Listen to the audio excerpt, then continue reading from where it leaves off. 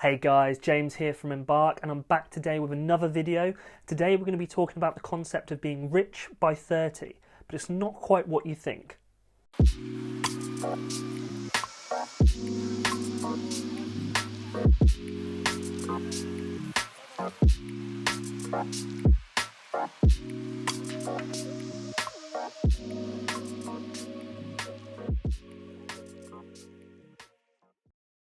So I don't mean rich, I mean wealth, but not wealth as in money. So what am I talking about? It's more about getting to a situation where it's just a matter of time. When I say rich by 30, I'm talking about setting a solid foundation. Everything you could possibly need to be successful in your life. Now, I'm not going to talk to you about what the meaning of life is and that you can have any dreams that you desire.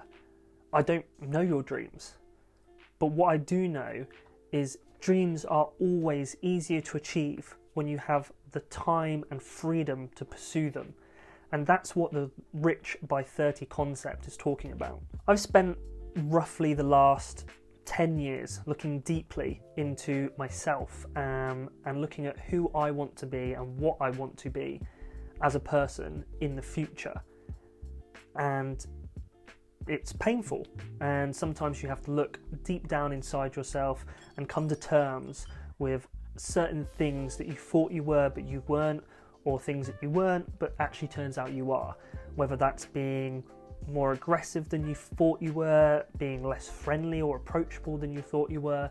It's that metacognition of looking into yourself and trying to work out how it actually is that you want to be. You have to confront the worst things that you are internally. You have to rip them down, and then you have to rebuild to who you actually want to become. It's a never-ending journey, but it's more important than a degree or a job or the people you know. Because you can have a great job, you can have good friends, you can have plenty of money, you can have all of these things, but you'll be battling internally to try and justify your actions just to be able to look yourself in the mirror. And people will see this and they'll avoid you like the plague. You can't ignore internal conflict because it will become external conflict. Start trying to build yourself into who you want to be as quickly and as soon as possible. Here is a great image that represents exactly what I'm talking about, because you start off as this massive piece of rock that's been built up over time from conflicts you've had in your life, from loneliness, from any way that you're trying to build yourself up in a negative way. You end up being this huge chunk of rock, but 90% of it is not who you are. It's that image that you've built yourself up to be, and you need to get rid of it. So that's why this image is such a great representation of that idea. You have to chisel away at what you think is you, but it's not. You chisel away and you can actually mold yourself into being who you actually want to become. But it takes time and it takes effort and it's painful, and you have to look internally and you have to try and discover who you are as a person. But in the end, you can become that statue, that image that you want to represent you. You can become that. It just takes time and patience. If you can go through this process early on, then you're going to be in such a great position, because the effects of that are going to compound over time. So the sooner you can get that done, the sooner you can get into that position, that will start compounding, and everything in your life will get better over time. So second to this is the idea of exploring what you want to do. So we've just talked about who you want to become, and this is what you want to do.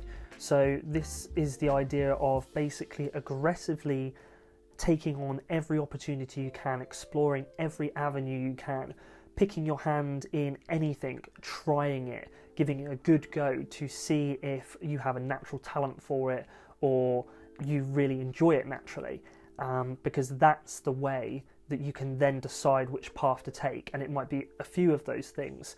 But if you don't try your hand in everything, then you're not going to know what you truly like or you're naturally talented for. there's an asymmetric opportunity here, because there's very little downside to you trying your hand at quite a few things early on in life, but there's huge upside if you find that niche, if you find that path that you're supposed to be on. So you need to take that opportunity. You want to aim for the two things I've just mentioned as soon as possible, ideally before the age of 30. If it's at 30, then great. If it's a little bit after, fine, but you want to aim to have that foundation of knowing who you are and what you want to be. You want to have that as early as possible, but around 30 is a great target, and that's what this concept is about. So whether it takes you 25 years, 30 years, 35 years, regardless, once you've got to that point, it's time to commit 100%. You've got that foundation, so then you've got to go for it. Get your mind in order and find that path and start walking down it. And you might feel like you're a million miles away from where you want to be in terms of success or financially or in terms of your home life or anything like that. But the thing is, you have now put yourself in a position where you are guaranteed to get those things in time. You've set those foundations. So now you are guaranteed to get that. But you have to be patient. So that's why the concept is rich by 30, because you're already rich and then you're 30 years old. You just haven't actually realised that wealth yet. You haven't got the funds, you might not have got the success or all the success that you dreamed of.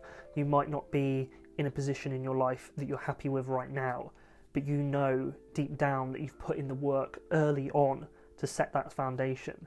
So you're already rich, you've just got to be patient and let it come to you.